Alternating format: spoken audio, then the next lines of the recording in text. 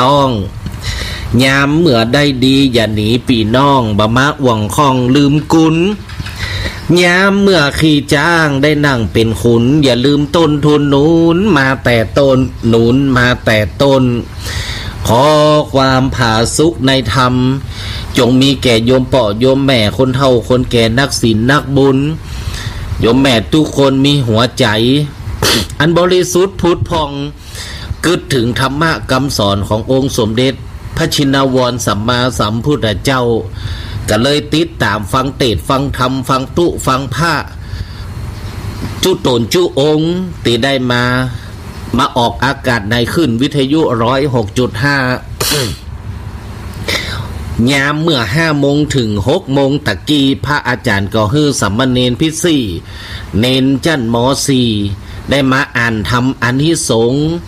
ออกภาษาลาพระเจ้าในเดือนเกี่ยงเปงวันพระจันทร์ใหญ่วันศีลหลวงวันนี้กะได้โมทนาบุญ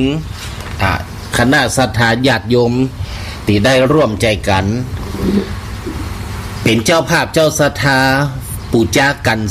ปูจาเสียงกันทำผูกนี่ แล้ววันนี้ที่วัดสาราชัยมีงานตึงวันมีงานตลอดทั้งวันบัดเดี๋ยวนี้คนเฒ่าก็เริ่มทยอยกันแล้วมาตามไฟไหวสาพระเจ้าจะขึ้นขันหลวงขัน5โดยป้อนานตามฮือพระอาจารย์ขอสุมาอาภัยก็เสียงแหบเสียงแห้งเป็นวัดเพราะว่าตี4ได้ตื่นลงมาก็ทยอยญาติโยมทยอยมาตานขันเข้าติ้วซ่าหวด ติ้วกะละมังมาตานขันเข้าและนึกกึดถึงปิตามันดาพ่อแม่เป็นเจ้าพ่อไผ่แม่มันมาตานขันเข้า ถอดปลาบ่วง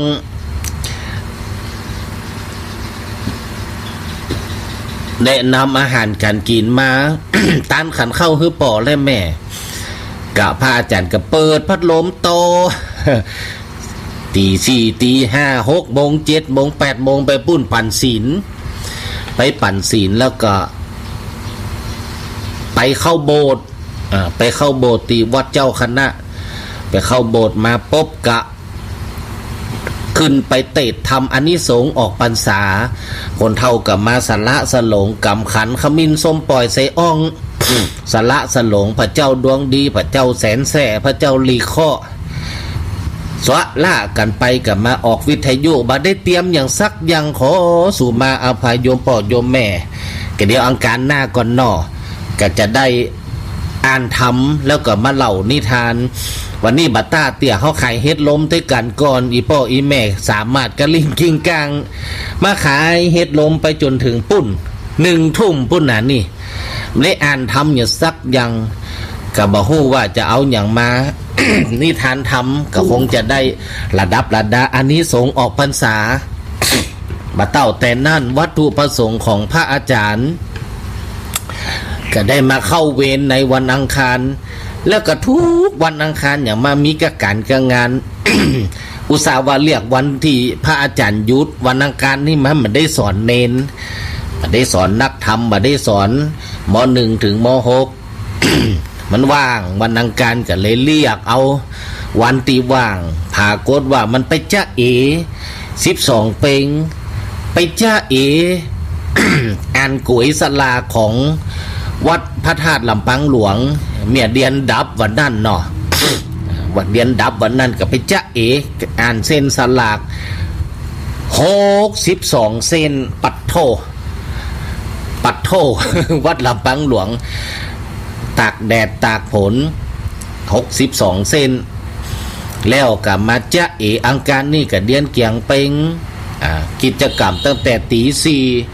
ไปจนถึง4 ทุ่มนี่กับคนเท่ายังภาวนาบัดแล้วเตี่ยแล้วก็แหมซักทุ่มป่ายนี่พระอาจารย์ก็จะได้ไปขึ้นขันหลวงปู่จาเตียนคือแก่โยมพ่อโยมแม่ละสายบุญอีกอย่างหนึ่ง วัตถุประสงค์ของพระอาจารย์ก็เลี้ยงลูกหลาย168 ตนภาษานี่อันมาจากไหนกันข้าเจน168 ตนโยมพ่อโยมแม่บางคนก็กำลังได้มาฟังมาได้มาติดตามก็เป็นสะพานบุญใหม่ กะ168 ตนนี่ผู้ค่าตั้งหลาย ก็เอาพระเถรเนนน้อยเยาวชนลูกหลานละอ่อนบ้านเฮาเนี่ยเอามาบวชเป็นพระเป็นเนนเอามาบวชละดูร่อนวันที่2 เมษาของทุกปีบอกว่ามันจะตรงกับวันในหยังกะเอาปักกระตือนกระดังแฮปปี้เบิร์ธเดย์วันเฉลิมพระชนมพรรษาของสมเด็จพระเทพ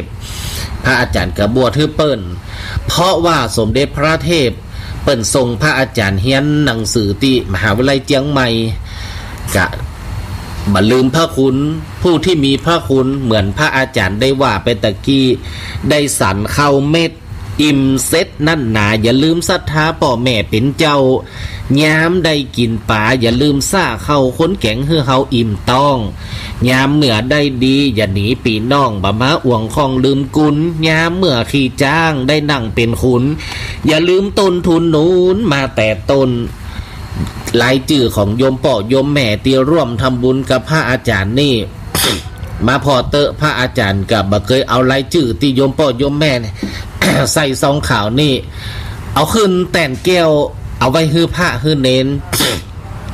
หลังจากที่โยมพ่อโยมแม่ได้จดเอาลายแหม่เอาจื่อพระอาจารย์ก็เอาใส่ในบาตรดำเอาใส่ในสลุงแต่นแก้ว เอาฮื้อพระน้อยได้สวดทำวัดเจ้า168 ตนติจ่วยพระอาจารย์เลี้ยงลูกหลายก็ได้เอ่ยนามฮื้อพระเถรเนนน้อยแม่เจ้ากะทำวัดเจ้าเพราะว่าโรงเรียนมีเสาธงแต่บัดเน้นน้อยมันบัดได้ร้องเพลงประเทศไทยมันได้แม่เจ้ากะทำวัดสวดมนต์4 โมง 3 โมงเกิงโรงเรียนเลิกกะทำวัดเย็นกะกูเจ้ากูเย็นกูเจ้ากูเย็น168 ตนก็เอารายชื่อของโยมพ่อโยมแม่ขึ้นแต่นแก้วเอาไว้ในสลุงหั่นก็คือได้อยู่ดีมีสุขก็เหมือนกับสวดมนต์ให้โยมพ่อโยมแม่อายุมันขวัญยืนหายพญาตอาปาดและกะพระอาจารย์ก็ปันศีลปันปอนทุกครั้งได้หอดถึงลูกถึงหลานของโยมพ่อโยมแม่ทุกคนตีได้สิบักเวเตดก็ดีสิมะละกอก็ดีพริก5 เกียหอมเป็นขิงเป็นคาเป็นผักปื้มผักจีกะบ่ลืมพระคุณโยมพ่อโยมแม่สวดมนต์ฮือตลอดมียัน9 กลุ่มก็เอาไปยืนไปปัน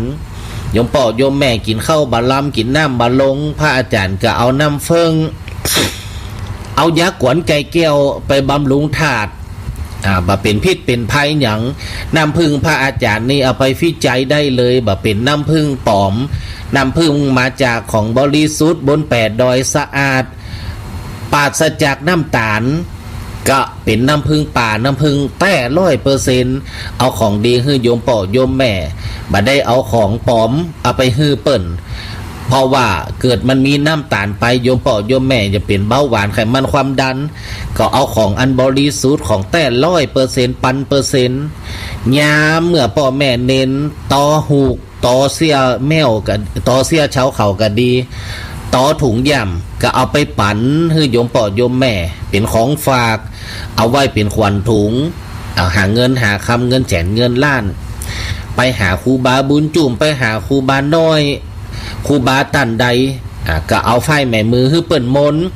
แล้วเอาไปมัดมือโยมพ่อโยมแม่แหมกำ1ไฟแดงไฟขาวก็ทำเช่นนี้ตอบไส้ไม้แควนก็คือว่ามีความรักและผูกพันเปรียบเสมือนลูกฮักแม่จะใดพระอาจารย์ก็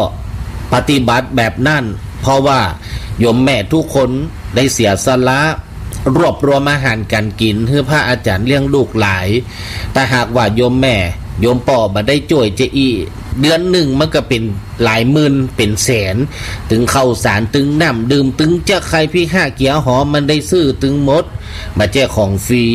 โยมพ่อโยมแม่จ่วยพระอาจารย์เลี้ยงลูกหลายอันนี้คือวัตถุประสงค์ข้อทวน1วัตถุประสงค์ข้อทวน2ทำไมพระอาจารย์ต้องขึ้นไปบน8 ดอยทุกเดือนก็เพราะว่าพระอาจารย์ได้ทุนพระราชทานของสมเด็จพระกนิษฐาธิราชเจ้ากรมสมเด็จพระเทพรัตนราชสุดาสยามบรมราชกุมารีสมเด็จพระเทพแม่เป็นเจ้าพระอาจารย์ห้องเปิ้นสมเด็จแม่ก็ ส่งพระอาจารย์เฮียนตีมหาวิทยาลัยเจียงใหม่มาให้บดีหมอได้บ่มีสตัง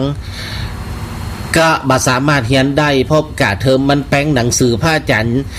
ยังบ่ได้ซื้อเลยเพราะว่าเปิ่นใจกะเทอมฮื้อแต่ว่าหนังสือนี่ ไปถ่ายยืมเปิ่นไปยืมเปิ่นเฮียนไปยืมเปิ่นเฮียนก็บ่ได้ลืมพระคุณสมเด็จแม่ก็วันแฮปปี้เบิร์ธเดย์วันเฉลิมพระชนมพรรษา2 เมษายนของทุกปีพระอาจารย์ก็เอาลูกเอาหลานมาบวชสามเณรภาคฤดูร้อนถวายพระราชกุศลคือแก่สมเด็จพระองค์ท่านคือเปิดมีพระพลานามัยที่แข็งแรงสมบูรณ์อายุมั่นขวัญยืนเป็นล่มโพล่มไทรให้แก่พระสงฆ์นิกรราษฎรพี่น้องชาวบ้านปวงชนชาวไทยก็ทำเจนนี่มาบ่เคยขาดตั้งแต่ได้รับทุนมาถึงแม่เปิ้นจะส่งพระอาจารย์ไปใส่ทุนปุ่นอยู่บนม่อนดอยปุ่น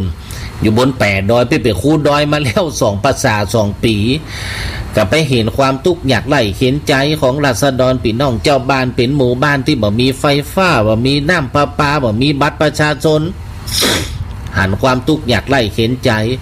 เมื่อไปอยู่บ้านเปิ่นเมียงเปิ่นส่งเข้าน้ำพระอาจารย์ก็บ่ลืมเปิ่นเพราะลงมาอยู่เมืองอยู่ลำปางก็ได้เอาน้ำโป้น้ำคู่เหลียงมาปากกับที่ได้จากสำรับสังฆทานมันจะหมดอายุหายใจขึ้นไปเอาไปแจกเอาไปใจก็เป็นเช่นนี้ก็เลยเอาสามเณรมาบวชเฉลิมพระเกียรติกับเป็นกิจกรรมของพระอาจารย์ที่วัดสารชัยแล้วบ่าเต้าแต่นั่นเปิ่นมีพระสุมชุมนุมโดยมีพระเจ้าพระสงฆ์หัวโปของพระเจ้าพระสงฆ์คือพระอาจารย์พระมหานพดลสุวรรณเมธีหัวโปประธานในการเผยแผ่ธรรมะธรรมโมคำสอนพระเจ้าพระอาจารย์ก็ไปเป็นพระนักเผยแผ่ก็เปิ่นมาเก่าไปปะพระอาจารย์ท่านเจ้าอยู่บนแปดดอยปุ่นเป็นกะอาราธนามาช่วยกันเตวาออกวิทยุเพื่อที่จะได้มาพบมาปะโยมป่อโยมแม่ก็เลยมาเปิดเป็นการเผยแพร่ธรรมะธรรมโมวันนี้พระอาจารย์ก็ขออนุโมทนาโยมป่อโยมแม่เป็นเจ้าได้สั่งสมบุญบารมีร่วมกันถึงพระเจ้าพระสงฆ์เฮาและกับโยมป่อโยมแม่ใหม่มีโยมแม่ชื่นกันท่าตันพี่น้องศรัทธาถนนสิริวิชาน สิริวิสารแม่เป็นเจ้าได้การทำออกภาษาอุทิศไปให้แม่หลวงจีนบุญเป้งกะขอโมทนาบุญการทำผูกนี่อันนี้สงออกภาษาเน้นน้อยได้อ่านทำไปแล้วเตดทำไปแล้วก็หมายมีเจ้าภาพกันที่2แม่สมพรดวงรัตน์แม่เป็นเจ้าอายุ80ปลายแล้วแต่แม่ได้ลูกนึ่งเข้าเป่าไฟใส่อาหารปิ่นโตแกงมะละกอแกงบะกล้วยเตดแล้วก็มีอาหารการกินหมักปองหลวงหลายได้มาทำบุญในวัดในวาเลี้ยงพระเลี้ยงเนนก็ได้อุทิศส่วนบุญส่วนกุศลไปให้คุณลุงบุญทองคุณแม่กิมเนยนายส่งสวัสดิ์นางมัทนาดวงรัตน์ขอกุศลผลบุญไปจุจอดหอดถึงปะเต้าแต่นั่นโยมแม่จรัสศรีสุธรรมปวงบ้านกูคำอำเภอเมืองแม่เป็นเจ้าก็ร่วมทำบุญตอดกฐินในวันที่19และร่วมทำบุญขึ้นปนไปบน8ดอยวันที่11วันฮือนี่อุทิศตานต่อที่เจ้ากรรมนายเวรแม่เป็นเจ้าโยมแม่ลาก็ได้อานิสงส์แห่งพระน้อยได้เต็ดทำไปแล้วปะเต้าแต่นั่นแห่งบักกี้นาทีแห่งเกิงสมงจะได้ขึ้นคันหลวงตามไฟไหว้สาพระเจ้าเดือน10เป้งเริ่มต้นโดยหมู่ปีหนูเดือน10 8ค่ำกะหมู่ปีฉลูปีงัวจนถึงเดือนเกี่ยงเป้งวันนี้ผู้ถือกำเนิดเกิดปีกุลก็มีโยมแม่ลากับปีกุลแม่จรัสศรีและกับแม่ฟ้องจันเมียงมาล่าบรรณาน้ำมันแม่เป็นเจ้า2490ปีกุลอีแม่ว่าเกิดวันจันทร์โดยวันพัดโดยนี่จะได้นี่แม่ฟ้องจันเกิด2วันก็ชื่อแม่ฟ้องจันกระถ้าจะเกิดวันจันทร์กะแฮมบึดจะได้ปู่จาเตียนปีกุลแม่สุภาพรอินทรีปู่จาเตียนในแฮมบึดนี่ก็แม่เป็นเจ้าเกิดปีเถาะ บ้านฟ้อนปอกแก้วแม่ส่วนอุปาคามแม่ตาคำแปงแม่เป็นเจ้าก็ฮื้อลูกฮื้อหลานได้โอนเงินเข้าบัญชี เพื่อที่จะตอดกฐินส่วนหนึ่งแล้วก็เอาขึ้นไปบน8 ดอยก็พระอาจารย์ก็มาได้ไปตั้งบ้านแม่หาวเตื้อกะน้ำพึ่งก็ยังมีอยู่หลวงพ่อเกษมก็มีอยู่ยันเก้ากลุ่มเดียนเกียงนี่ก็มีอยู่รักษาไว้เฮ้แม่เป็นเจ้าอยู่แล้วก็แม่สมพรดวงรัตน์ก็ได้ทำบุญทอดกฐินของวัดของบาโตย1-2 ขาวถวายการน้ำกาวไฟแม่บัวขาวลังกาปอนแหมบืดก็จะปู่จาเตียนฮือแม่2488วันปูดนางวิภาดาพี่บุญรัตน์แม่อาพี่วิภาดาก็วันเสาร์เกษียณอายุราชการบ้านตาเขาน้อยอำเภอเมืองก็แม่บัวขาวลังกาปอนก็ได้ปู่จาเตียนและขอสู่มาอภัยโยมแม่น้อยทาอาสาแม่เป็นเจ้าเก็บหอมปอมเปอร์บัลลังเหี่ยวแล้วพระอาจารย์ไปบ้านแม่อ้อยปาไปหลายบ้านหลายจองเป็นสะพานบุญจนปอค่ำปอมืดไปบ้านแม่วันนี้เครือคำหล่อ6 โมงเกิงตะวันตกดินแล้วล่ำแบบเดียวนี่เดียนเกี่ยงมันมืดไวก็เลยบ่ได้ไปหอดไปจู้จอดหอดถึงบ้านแม่น้อยทาอาสาแม่เป็นเจ้าบัลลังก์งอนไปแล้วก็คงจะไปในวันพฤหัสหรือว่าพระอาจารย์ลงดอยเพราะตอนนี้น้ำพึ่งมันหมดแม่เน้นกะได้เก็บน้ำพึ่งฮื้อไว้ตั้งแต่กลางภาษาแล้ว คงจะไปวันที่16วันแสออกโยมอาเขียดบ้านตาเขาน้อยจะพาพระอาจารย์ไปพบโยมแม่กัญจนาบ้านต้นธงชัยอันนี้คงจะอุ่นวันที่16 17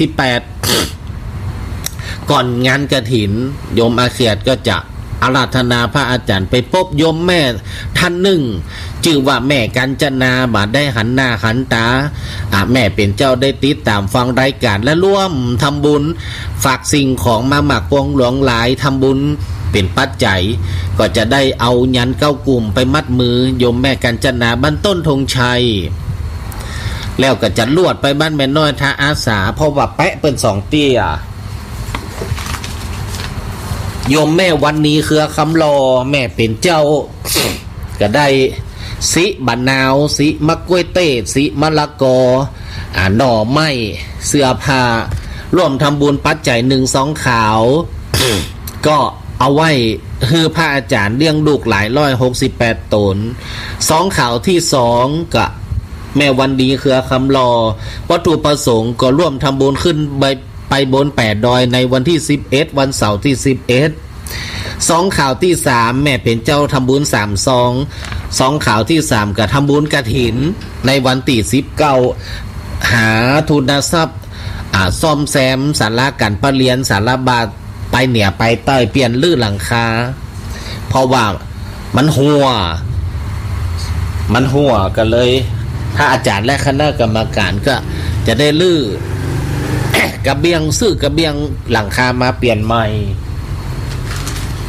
ขอโมทนาบุญโยมแม่สุภาพสมศรี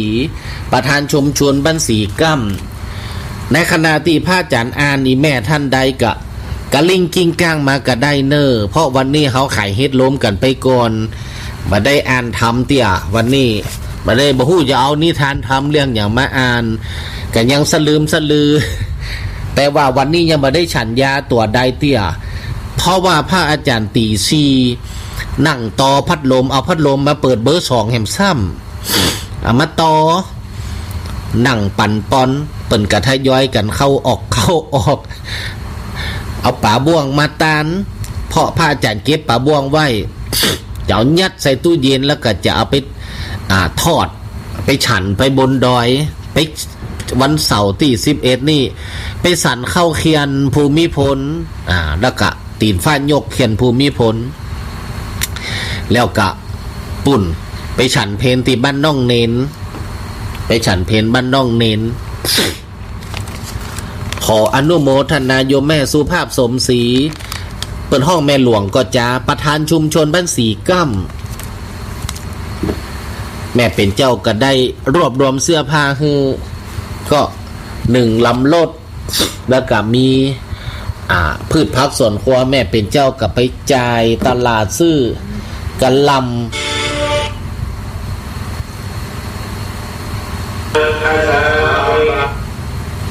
แล้วก็ได้น้อมนำมันอย่างน้ำดื่มน้ำฉัน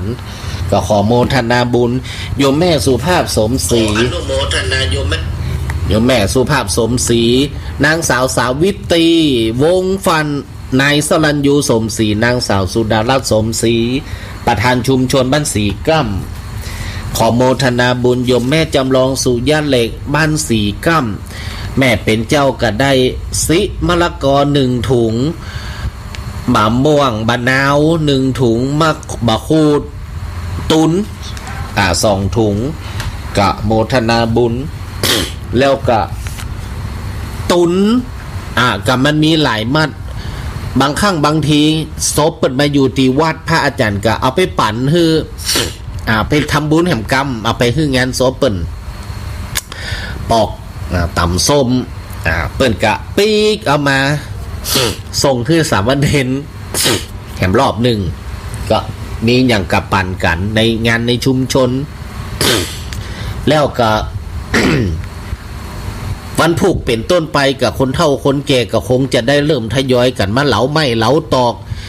เพียววัดเพียววาเหลาไม้เหลาตอกมีตูนฟักแก้วพักมนพระอาจารย์ก็ส่วนหนึ่งกับปันเอามาสู้กันเนี่ยวัดวาอารามมีการมีงานก็แก่งตูนใส่กันบางครั้งก็ประธานแม่บ้านเพิ่นก็คงจะเอาไว้กับต่ำส้มสู้กันกับสลากับปอน้อยปอหนานมาเหลาไม้เหลาตอกจะแป่งไม่เสียบสตังจะแป่งต้นคาโมทนาบุญโยมแม่จำลองสุญาเหล็กบานสีกั้มก็ได้ร่วมทำบุญตานกฐินแม่สีจันอินผูกร่วมทำบุญตานกฐินในวันที่19ของวัดของวาจำนวน1-2ขาวแล้วก็โยมอายุพินปันสุขบานสีกั้ม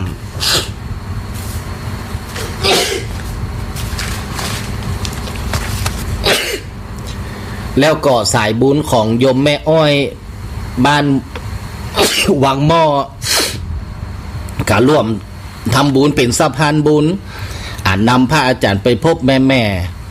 ในบ้านวังหม้อ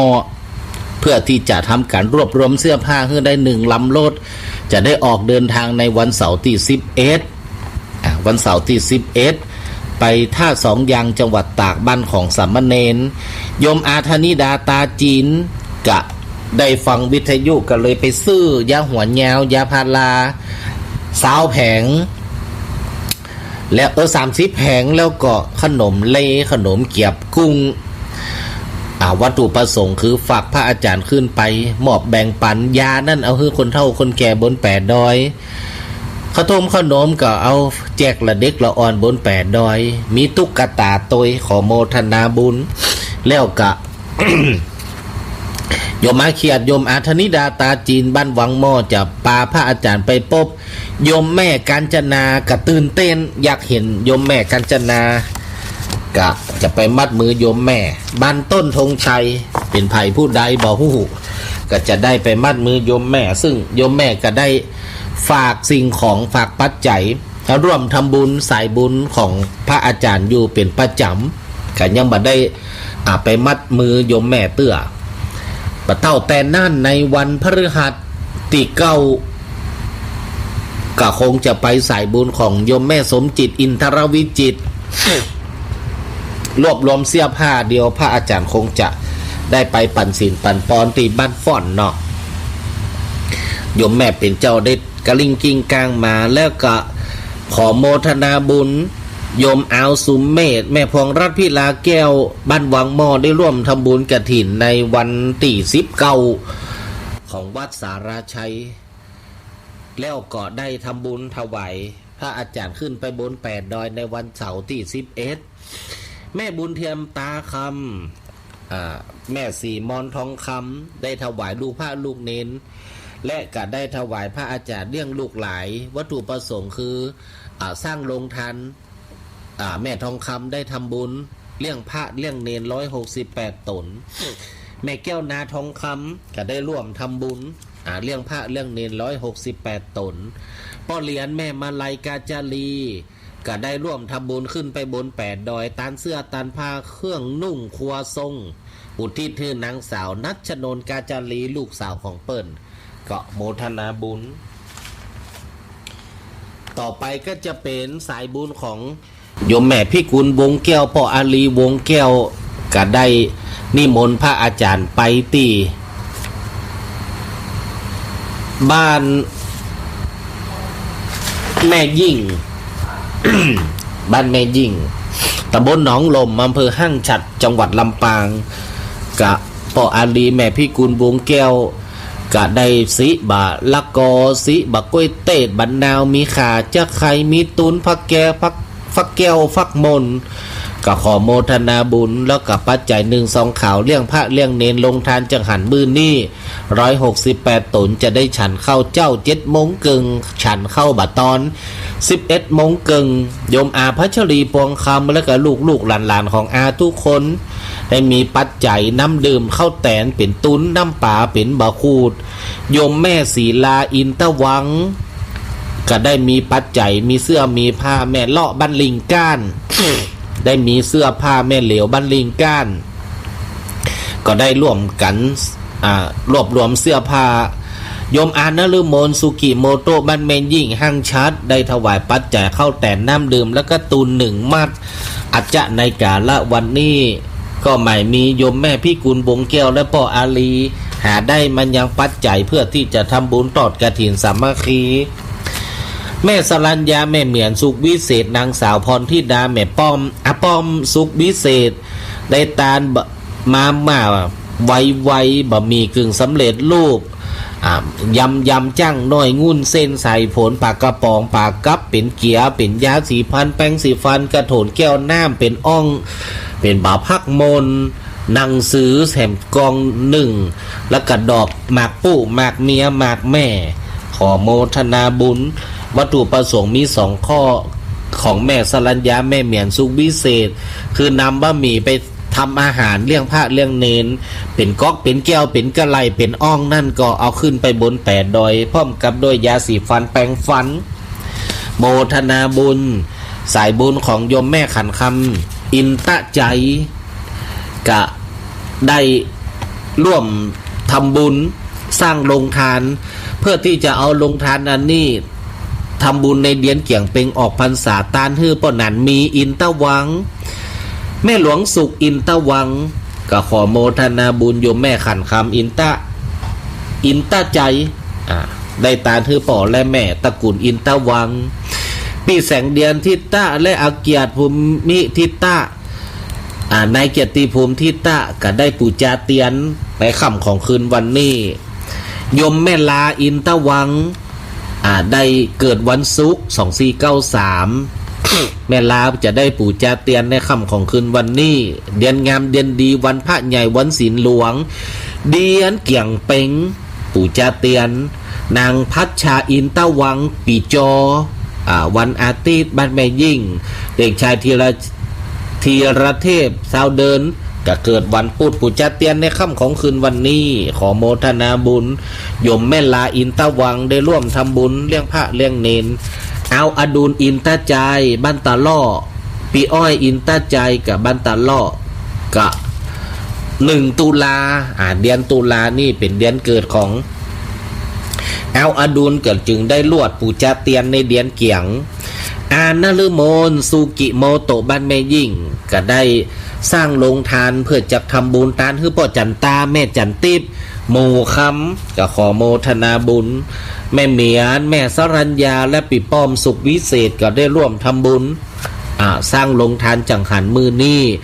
พัชรีปวงคำและลูกหลานทุกคนตานเฮือเตวบุตรเทวดาเจ้ากรรมนายเวรนายนิกรนางศรีนวลจำนงไทยนายนพดลนางสาวนภสรจำนงไทยนางสาวพวงชนกพรประเสริฐรัตน์ได้ตานน้ำดื่มน้ำป่า1 กล่องขอโมทนาบุญแล้วก็มีเสื้อผ้าพระเจ้าแต่นั่นขอโมทนาบุญป่อผู้ใหญ่ป่อหลวงสุราชัยแม่หลวงสุธาทินีสีแก้วผู้ใหญ่บ้านป่อหลวงของบ้านแม่ยิ่งอำเภอห้างฉัดก็ได้ถวายน้ำดื่มน้ำฉันบ่พักบ่ทั่ว ถั่วผักยาว1 ถุง1 กำป่อเมียงคำแม่จันติบจันกันทะบ้านแม่ยิ่งกะร่วมทำบุญป่อสมปองแม่อำนวยนางสาวธิดารัตน์ศรีวิชัยกุลก็ได้ร่วมทำบุญพระอาจารย์ได้เอารายชื่อของหมอใดผู้ใดไปโต๊กไปหล่นก็ขอสู่มาอาภัยมาในที่นี้ขอโมทนาบุญในกุศลเจตนาโยมป่อโยมแม่กะยังบัดทุ่มเตี่ย6 โมงครึ่งบัดได้ไม่อย่ามามืด บัดเดี๋ยวนี้พัดน้อยก็เริ่มจะทยอยเปิดวิหารแล้วเปิดไฟวิหารบัดได้ครับเตี่ยเพราะว่าเปิดวันค่ำวันนี้บัดได้ครับวิหารบัดได้ครับประตูกะเปิดไฟเปิดไฟแล้วกะสามเณรก็จะได้อธิษฐานกับขันเนื้อขันของไผ่ของมันด้วยบทบาทว่าสังคัมพันเตปวาลีมิทิเถนาวาเพื่อที่จะได้ออกภาษาลาพระเจ้าฮัลโหลสาธุไปเราจะมาบ้านแม่ของจันทร์มาได้ขอบ้านแม่ฟองจันทร์อันเปิ้นว่ารอพระอาจารย์ลงดอยแล้วกันแล้วกระถินก่อนปุ้นสิ้นเดือนของเป็นยังเลือกว่าจะมาวันนี้มันถูกปวดยังเตี่ยเดือนนี้ออกค่ำก่อนเนาะแม่เนาะมาได้จะได้3 ใจเถอะจุ่มใจว่าเลือกว่าจะมาวันนี้6แล้วมันหูเชื่อกันแม่เดือนนี้ยังเตี่ยจะไปหาแม่เดือนนี้ออกค่ำออก3 ค่ำเนาะแม่เนาะเจ้าขอบคุณจากนาสาธุวันนั้นปากันบรรพตกันเลยบัดได้อู้กันดีมันหลายคู่หลายคนอันนี้ปัดมูปัดเปลี่ยนหมดแล้วแม่ปัดมูกะแม่ไปตัวไผ่น่ะไปตัวแม่ของจันนะกะแล้วก็ไปตัวบ้านแม่ปู่บนก็คือรถตู้บ้านแม่ปู่บนน้องไปชงบ้านแม่ปู่มันแม่ปู่เปิ่นไปกะบ้านผมไปเกาคนเราบ้านเขา2 คนก็แม่ของจันทร์ไปเคยหันให้แม่ได้หันหลายเที่ยแล้วแม่เอาหมอนติบไปตัวก่อมาหมอนติบเป็นพอสบายแท้นั่งเมินมาได้มาได้เอายันไปนั่งวัดนี่ได้กะนั่งวัดเนี่ยเจ้าก็ไปวัดเหมือนกันนะอีแม่ไปก่อนเดือนเพ็งวันนี้ไปกังไปโทษเสียใจ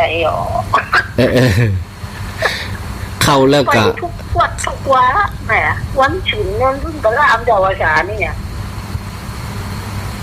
เนาะกะเดียวถ้าพระอาจารย์ไปปุ้นอย่าเอายันเข้ากลุ่มเพื่อแม่นเนาะถ้าคือมันเดียนเกี่ยงหมดไปก่อนเนาะแม่นเนาะเจ้าไว้เจ้าสาธุเจ้ากะขอโมทนาบุญยมแม่ไล่ตั้งทินไปปะกันตี วันพศสถิตแล้ว แม่เป็นเจ้าก็ถ้าจะมาได้ยันเข้ากลุ่มเตี้ยเพราะว่ามันหลายคู่หลายคนกะยมแม่ไล่คงจะเดือนนี้ออก3 ค่ำจะได้ไปบรรณาน้ำมันแล้วก็ไปตำบลแม่สันเมียงยาวอันแม่ปุ่มแม่ปังนี่ยังบ่ได้ไปกำเตื่อเนาะอยู่บ้านกอคาอำเภอกอคาเหมือนกันบ่ได้ไปบ้านแม่ปุ่มกำเตื่อกะจะไปบ้านแม่ไหลก็คงจะเดือนนี้เป็นผ้าหมานเดือนนี้ออก3 ค่ำเพราะว่าจะลวดไปเอายักษ์ขวัญไก่แก้วจะได้เอามายื่นมาปั่นคือแกโยมป่อโยมแม่ฮัลโหลสาธุอาจารย์วันนั้นเนี่ยจะขอไปยันนั่นน่ะมาให้หลานเป็นพรแทนเป็นหนึ่งด้วยเยอะพรลืมเยอะอาจารย์จะกำวันพดวันนั้นนะยื้อพ่อไอแม่ฟ้อนท่านเนี่ยยังเป็นหลักแขนมากเหรอปล่อยคือเปิ่นพ่อนกะว่าจะมาวันแม่เย็นวันต้นได้เหรอแม่เย็นธรรมะอุดมถ้าจะเป็น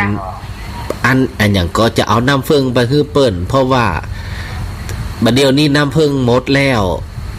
จะต้องไปดอยวันเสาร์นี่ก็จะเอาน้ำเฟืองไปคือเปิ่นถ้าจะ หลังกระถินพุ่นเนาะแม่นเนาะกระถินวันที่18เนาะกระถินพระอาจารย์19พุ่นน่ะ19แล้วตัดพี่ดาวนั่นนะที่แม่ว่านะติดตัดกับพี่ดาวจ้าแล้วก็เดี๋ยวฟังเสียงโวแม่เย็นเปิ้นก่อนเนาะเปิ้นก็บอกให้แม่ว่าถามพระอาจารย์ให้กินว่าอาจารย์จะมาไม่ได้เปิ้นจะได้เตรียมของไว้ให้ถ้าจะหลังวันที่11เพราะว่า11ไปดอยแล้วก็ได้น้ำผึ้งอย่าไปปั่นให้เปิ้นเจ้าถ้าอาจารย์จะฟ้อมวันไหนมาวันไหนก็โทรบอกแม่ก่อนเนาะถ้าจะเป็นอัน16 17 18พุ่นเนาะแม่นเนาะ10หยาเดี๋ยวก็เอิ้นกันเนาะแม่นเนาะมาจัดกัน18กำว่างได้18แม่ไปกระถินเถินแต่ดอ19ว่างกับปูนได้พุ่นน่ะปูนกระถินพระอาจารย์ก่อนก็ได้เป็นได้ก่อนสาวปลายสิ้นเดือนพุ่นก็ได้เนาะแม่นเนาะเจ้าสาธุเจ้าขอบพระคุณเด้อแม่เด้อเจ้าก็โยมแม่บัวเย็น แม่บัวเย็นจันทบก็แม่เป็นเจ้าก็ได้รวบรวมเสื้อผ้าตัวแล้วก็มีตุนฟักแก้วพักมนแม่กับบาล่ามีหน่อไม้มีขิงมีคาคุดจะใครเรื่องพระเรื่องเน้นชีวิตหมู่เฮาดงขมินถึงแม่พระอาจารย์เบลบัดได้ไปบ้านสีมดเก้าแม่เป็นเจ้าก็ฮื้อลูกสาวท่านประธานดาวหน้าดาวก็ขี่รถมาเอามาฮื้อตีวัดตีวาผลพกผ้าห้องกะห่วงพระห่วงเน้นจะได้สั่นเข้าวัดบรรพตสถิตก็ได้เป็นตีจังตีเปิ่งผีไม้ลายมือเป็นดาขอกดาคัวจ่วยพระอาจารย์เปิ้นวัดวาอารามเกิดปิติยินดีลูกพ่อนกันวันนั่นเนาะ ก็โมทนาบุญโยมแม่เป็นเจ้าแม่เย็นธรรมอุดมก็จะคุดจะใครก็คงจะหลังกฐินก่อนก็ได้ แต่มันแล้วกฐินก็จะได้ไปสีหมดเก้าของโมทนาบุญโยมแม่เป็นเจ้าฮัลโหลสาธุมัตการเจ้าท่านอาจารย์สาธุสวัสดีเนอะแม่เนอะอันโยมแม่จะฝากน้องสมจิตไปเนอะถ้ากฐินท่านอาจารย์นะเจ้าสาธุได้เตรียมครัวไว้ให้อาจารย์เมินแล้วเนาะเดี๋ยวถ้าเขามาง้อมก่อนเนาะเจ้าได้กะแม่สบายดีเนาะแม่ก็ไปเลยๆนะและแม่ก็จะไปกฐินมื้อเถิดของท่านมหาสัญชาติเหมือนกันนะวันที่18นะไปรวมกับเปิ้นเนาะแม่เย็นกับไปเพิ่นไปละกันหลายแล้วก็ไปกับลูกสาวเจ้าเพราะว่าเอากระหินเป็นต้นน้อยๆไปรวมเปิ้นเนาะไปสร้างวัดในดอยแม่นละแล้วก็อีแม่บรรพตสถิตแม่ไปก่อนนะวันนั้นไปกับเจ้าวันตั้งทำหลวงน่ะยกสุดท้ายนะยกไปแม่ไป3ยกแหลกนี่เอาดนตรีล้านนาไปเล่นไปเจอพระอาจารย์เนาะก็จะคิดเนี่ยก็ยังไปเจอฮอร์โมนเปิดบันไดยก2ก็เอาลงทานไปเจ้าท่านอาจารย์ยก3ก็เอาลงทานไปซึ่ง3ยกไปฟ้อนอยู่กับคนตาบดีฟ้อนได้มา5นั้นเนาะโมทนาบุญเพราะว่าอันคนหลายแล้วเปิดใส่ชุดขาวเหมือนกันเนาะก็เลยไปเป็นไผ่บาฮูดแต่ละหลวงท่านอาจารย์อันสัตว์ไปงานเนาะถ้าลูกสาวมาก็จะเอารถไปเอาของกินอย่างไปฝากท่านอาจารย์ประโรงเรียนติดไปทะแล้วนั่นเนาะเจ้าเนาะสาธุเอาไปยืนอยู่ได้จะฝากน้องสมจิตไปเน้อดังบุญโมทนาบุญเนาะแม่นเนาะสาธุเน้อท่านอาจารย์สาธุไว้สาธุเจ้าก็โมทนาบุญ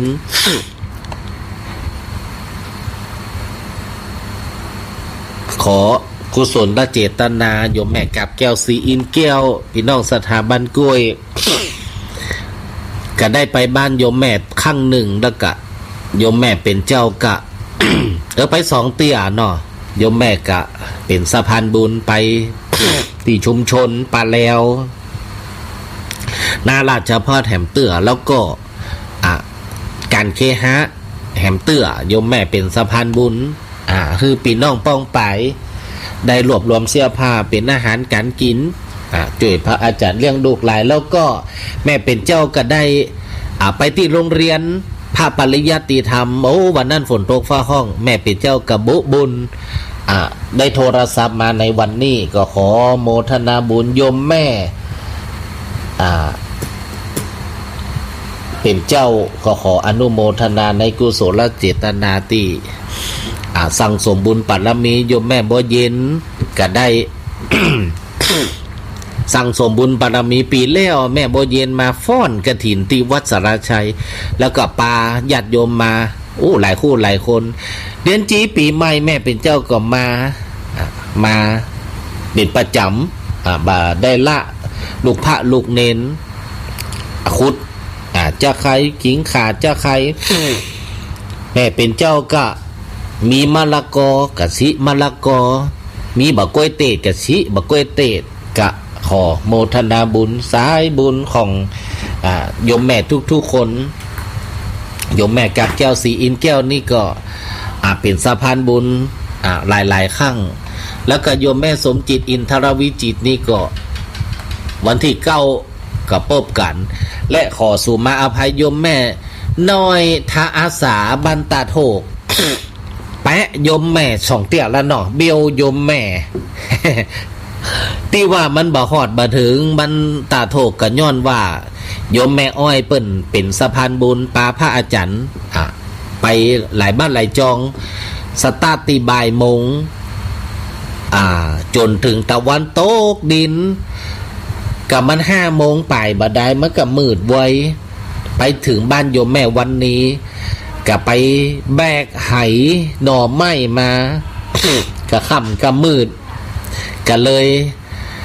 บ่ถึงบ่พดบ้านแม่น้อยทาอาสาบ้านตาโถกก็ขอสุมาอภัยเดียวคงจะไปรอบของบ้านต้นธงชัยก็ว่าบ้านต้นธงชัยสามเณรก็คงจะยังบ่พร้อมเตี้ย ตอนนี้สามเณรก็ได้ทำความสะอาดแล้วก็ดอกขันแก้วขันศีลนี่พระอาจารย์บ่ขวางใส่ถุงดำคงจะได้เอาไปตากแดดรอวันที่มันพร้อมมันเพียงจะเอาไปผสมมาไปโหมกกระปุนเอาไปปั้นพระเจ้าหลีข้อเอาไปผสมกระปุนจะไปแปลงพระเจ้าหลีข้อสร้างพระเจ้าแห่งองค์หนึ่งจะเอาไว้วัดสารชัยหรือจะเอาไว้วัดเอาไว้โรงเรียนพระปริยัติธรรมกันยังบ่ฮู้หรือจะเอาไว้วัดพุทโธธรรมโมสังโฆได้ตอนนี้มีวัดพุทโธธรรมโมสังโฆบัดได้เป็นวัดล่างวัดห่างพระอาจารย์ไปเปิดวัดร่างตอนนี้ก็มีตู้อาวยศ ตู้อาวยศได้ไปจำพรรษาอยู่หั่นนะ มีตู้เจ้าแล้วตีวัดล่างวัดห่างกับมีตู้เจ้าตนหนึ่งเฝ้าพระเจ้าบนแพะปุ่นหลังอบจวัดพุทโธธรรมโมสังโฆบ่ได้ล่างบ่ได้ห่างเนี่ยเข้าภาษาแล้ว มีตู้มีผ้าอยู่และหลังจากนั้นนี่คงจะนำเอาสามเณรไปจำพรรษาอยู่กลางแพะก็ได้ เพราะว่าตีแพะกะมีวัดล่างวัดห่างมันเศร้ามันหมองมีตู้มีผ้าอาจารย์ก็ไปเพี้ยวไปถางไปถากมันเป่งมันมดมันใสมาคือได้เป็นวัดล่างวัดห่างเป็นตีมั่วสุมของละอ่อนวัยรุ่นเสพยาเสพติดก็เลยเอาไปเป็นตีปฏิบัติธรรมไปเป็นตีปฏิบัติธรรมบางครั้งบางทีวัดวาอารามเปิ้นศพเปิ้นเอามาไว้วัด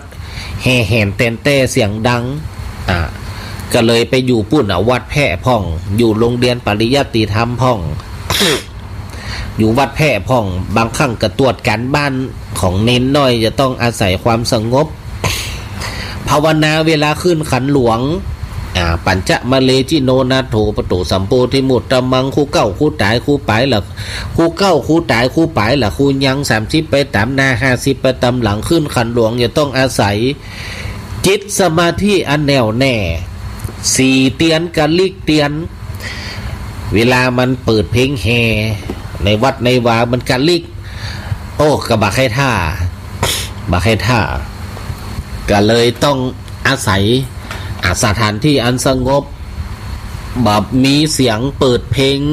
แห่ศพก็จะทำให้กระท่องกระถานั่นอันเป็นบริสุทธิ์พุทธพองปราศจากมลมลทินก็ขึ้นไปบนแพะ อยู่โรงเรียนปริยัติธรรมตัว เวลามันเปิดเพลงแห่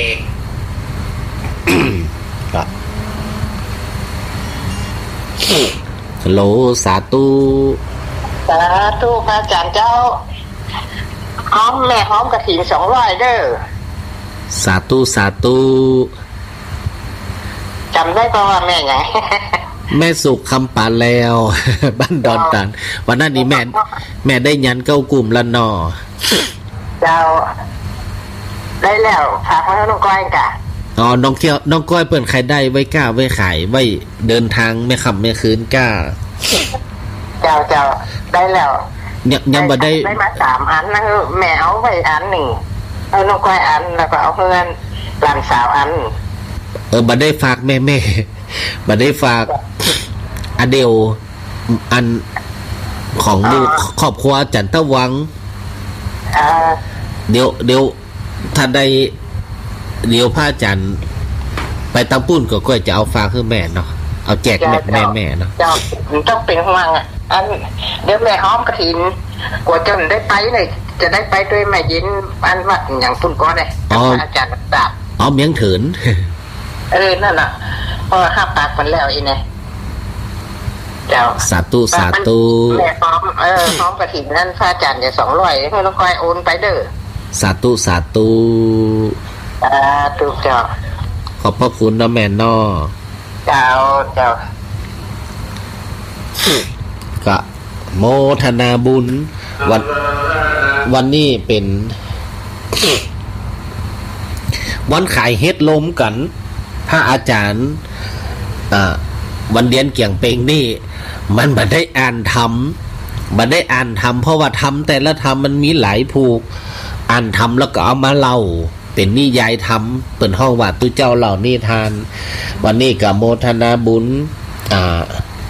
ยมแม่พิสมัยสีเทพทำลงยมแม่พิสมัยคำแสนก็ได้ตักมาในเฟซแล้วก็ยมแม่ ยมแม่สู่คำปานแล้วก็น้องก้อยก็ร่วมทำบุญตอดกฐินจะปืดจะเปลี่ยนหลังคามันหัว กระเบียงมันหัวก็ทำคือเวลาพระเนนเห็นน้อยปฏิบัติธรรมแล้วก็มีละอ่อนธรรมะ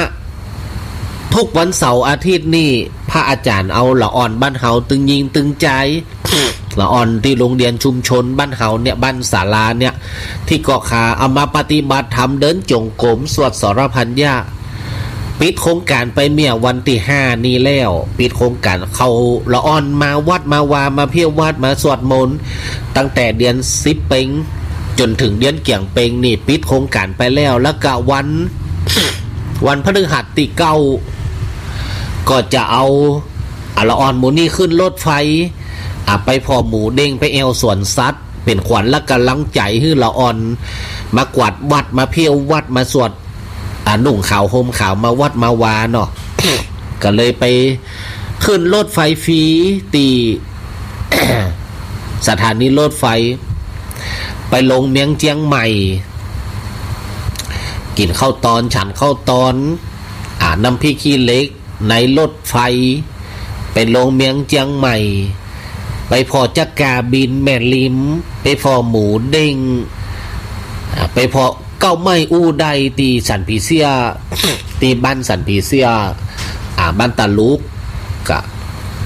เวลาย่างไก่เก้าไม้มันอู้ใดแล้วก็ไปพอหมูเด้งไปพอจักกาบินตีแม่ลิม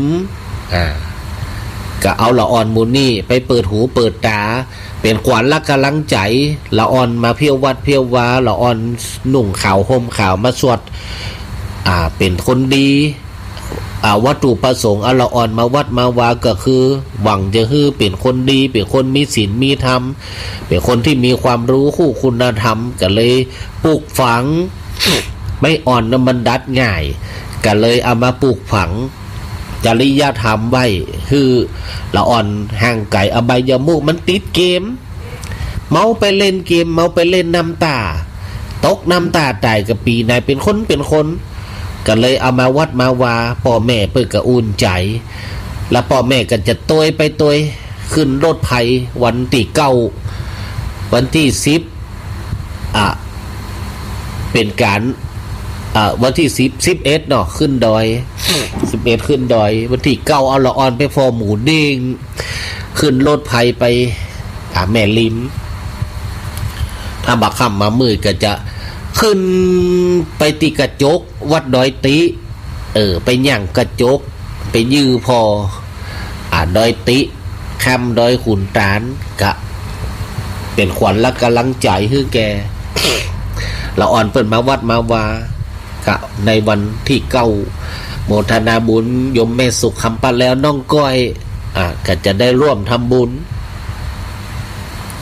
แล้วก็ในการบูรณะศาลาการประเรียนเอาละอ่อนไปภาวนาลุ่มปุ่นมาได้ขึ้นวิหาร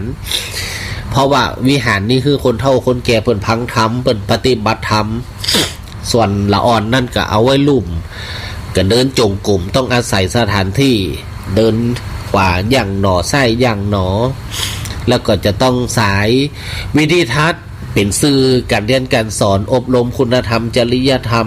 เลยใจศาลาประเรียนพ่องศาลาบาทตั้งเหนียพ่องศาลาบาทตั้งไตพ่องฝนกันยั่วปังทำให้หลังคามันเป็นหูมันก็เก่ากะหลังคาเป็นหูตอนที่เปิ้นเอาเล็กจีหันกะทำให้หลังคามันหัวกะเบี้ยงมันจะโยดได้รับอันตรายก็เลยจะต้องเปลี่ยนซื้อกระเบี้ยงมาเปลี่ยนแฮมใหม่ก็โมทนาบุญยมแม่สุขคำปันแล้วยมแม่ทุกคนก็ได้ร่วมทำบุญ ในการได้ให้ได้หอมแล้วก็ยมแม่กับแก้วสีอินแก้วก็ขอโมทนาบุญพี่น้องสถาบันกล้วยขายเฮ็ดลมกับมาเมินยาวนักแกกะเดี๋ยวเวลาแหม2 นาทีอาจารย์ก็จะได้ปั่นศีลปั่นปอนที่ได้ปากันมานั่งฟังพระอาจารย์ไข่เฮ็ดลมแล้วก็โยมแม่ก็โทรศัพท์มาหลายคู่หลายคนก็ขอความผาสุกในธรรมครั้งนี้โยมป่อโยมแม่ทุกคนได้ร่วมใจกันฟังพระน้อยอ่านทำกับมาตั้งแต่5 โมงแรงจนถึง6 โมงแรงพระน้อยตีกองแรงจนถึงพระอาจารย์ได้สนทนาธรรมครั้งนี้ขอให้ด้วยบุญขอให้ได้กุศลรักสูมรักษาพ่อแม่เป็นเจ้าอยู่ดีมีสุขกันกุ่งลุงเลียงหิปันมาหาปันได้คือประการประกอบไปด้วยโจกปีโจก ขณะนี้เวลา 19 ที่นี่ นาฬิกา สถานีวิทยุเพื่อการศึกษา